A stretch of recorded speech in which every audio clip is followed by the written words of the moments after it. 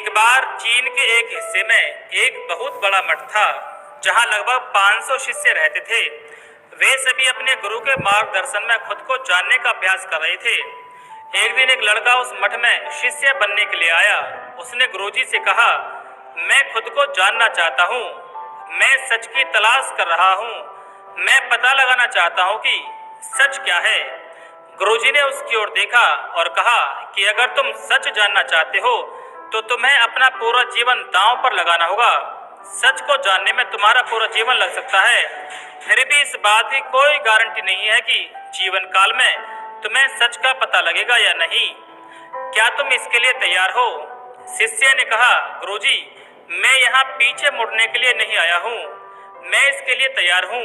गुरुजी ने कहा, अगर ऐसा है तो एक काम करो, इस मठ में 500 शिष्य हैं, तुम उनके लिए चावल कूटने का काम करो और जब तुम थक जाओ तो सोने चले जाओ और फिर अगली सुबह उठकर चावल को कूटना शुरू कर दो। इसके अलावा कुछ और मत करना, किसी और चीज के बारे में मत सोचना, बस इस रास्ते पर चलते रहना और दोबारा मेरे पास मत आना। जरूरत पड़ने पर मैं तुम्हारे पास आऊंगा। उस लड़के ने गुरु के आदेश का पालन करते हुए चावल कूटना शुरू कर दिया। उस मठ में 500 शिष्य थे। उन सभी को समय समय पर भोजन की आवश्यकता पड़ती थी, इसलिए वह सुबह बहुत जल्दी उठ जाता था और देर रात तक चावल कूटता रहता था। जब वह थक जाता तो उसी कमरे में सो जाता जहां वह चावल पीसता था। वह किसी से बात नहीं करता था और ना ही कोई उसके पास बात करने के लिए आता था। कुछ महीनों तक चावल पीसते हुए उसके मन में पुराने विचार आते रहे, लेकिन जब उन विचारों का कोई नया विषय नहीं मिला तो वह अपने आप ही मिट गए। धीरे धीरे उसके मन में विचार कम होने लगे। कुछ सालों के बाद तो वह अपना नाम तक भूल गया। वह हमेशा चुप रहता और विचारहीन अवस्था में बस चावल कूटता रहता। उसे ना तो कभी ध्यान किया था और ना ही कभी कोई शास्त्र पढ़ा था। मठ के बाकी शिष्य उसे मूर्ख समझते थे। ऐसा करते हुए 12 साल बीत गए। 12 साल बाद एक दिन गुरुजी ने घोषणा की कि अब मेरा आखिरी समय आ गया है और मुझे अपना उत्तराधिकारी चुनना है जो मेरे बाद इस मठ का मुखिया होगा। इसलिए मेरा कोई भी शिष्य जिसे लगता है कि उसे आत्म साक्षात्कार हो गया है और उसने खुद को जान लिया है तो रात को मेरे कक्ष के दरवाजे के पास आकर इस दीवार पर कुछ पंक्तियां लिखें जिसमें उसकी जिंदगी का सारा अनुभव समाया हो। कई शिष्यों ने ऐसा करने के बारे में सोचा। मठ के प्रमुख शिष्यों में से एक ने वहां जाकर कुछ पंक्तियां लिखी। उसे धर्म ग्रंथों का बहुत ज्ञान था। सभी शिष्यों को लगता था कि वह उस मठ का उत्तराधिकारी बन सकता है। उसने लिखा था कि मन एक दर्पण की तरह है जिस पर विचारों की धूल जमा हो जाती है। इस धूल को मिटाने के लिए ध्यान करना चाहिए। जिसकी धूल हट जाती है और मन का दर्पण साफ हो जाता है, वह मोक्ष प्राप्त कर लेता है। अगली सुबह जब गुरुजी उठे और उन्होंने उन पंक्तियों को देखा तो उन्हें बहुत गुस्सा आया और उन्होंने कहा कि किस बेवकूफ ने ये कचरा मेरी दीवार पर लिखा है। वह शिष्य जिसने यह लिखा था वह चुप रहा। हालांकि उसने जो पंक्तियां लिखी थी वह ज्ञान से भरी थी, लेकिन यह सब किताबी ज्ञान था। वह शिष्य बहुत चालाक था। उसने पंक्तियां लिखी लेकिन उनके नीचे अपने हस्ताक्षर नहीं किए, क्योंकि वह स्वयं इसके बारे में निश्चिंत नहीं था कि यह सही है या नहीं। गुरुजी ने पंक्तियों को पूरी तरह से खारिज कर दिया। यह देखकर सभी हैरान रह गए। यह घटना पूरे मठ में चर्चा का विषय बन गई। इस विषय पर बात करते हुए दो शिष्य उस शिष्य के पास से गुजरे तो 12 साल पहले यहाँ आया था और दिन रात बस चावल कूटता रहता था। दोनों की चर्चा सुनकर वह धीरे से मुस्कुराया। दोनों शिष्यों ने उससे पूछा कि तुम क्यों हंस रहे हो। उन दोनों की नजर में यह चावल कूटने वाला बहुत ही तुच्छ था। किसी ने भी उसे ना तो कभी ध्यान करते देखा था और ना ही कभी कोई शास्त्र पढ़ते। हर कोई उसे मूर्ख समझता था कि बस यह चावल कूटना ही जानता है। उस मठ में बहुत बड़े बड़े विद्वान थे, लेकिन उस चावल कूटने वाले को किसी से कोई मतलब नहीं था।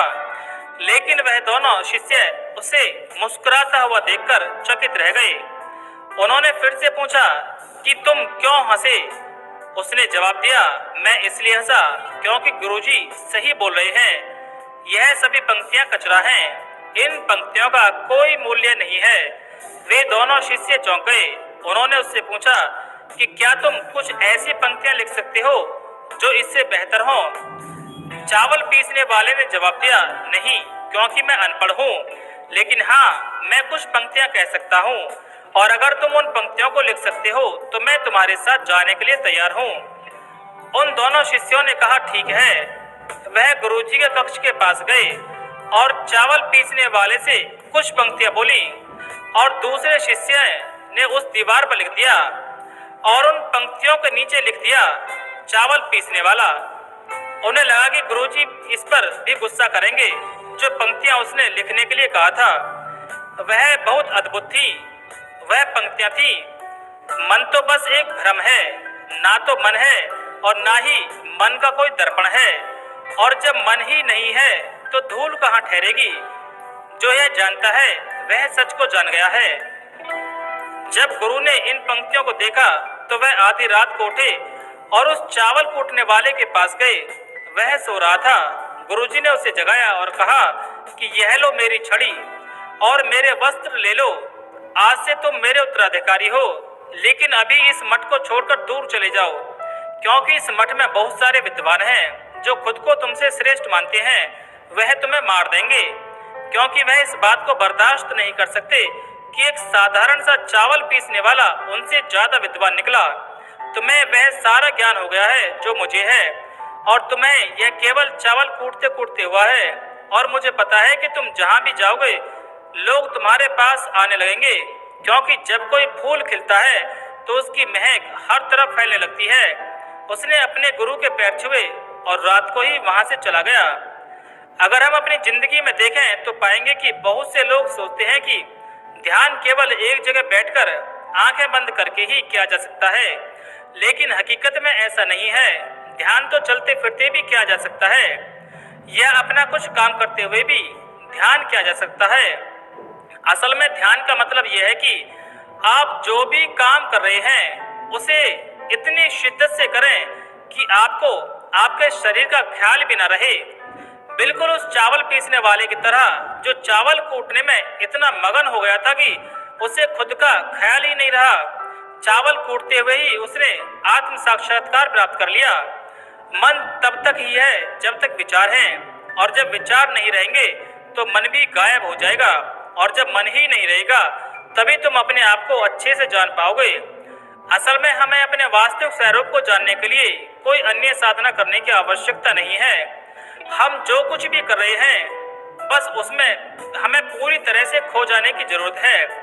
अपने काम में इस तरह से लीन हो जाओ कि आपका काम ही ध्यान बन जाए।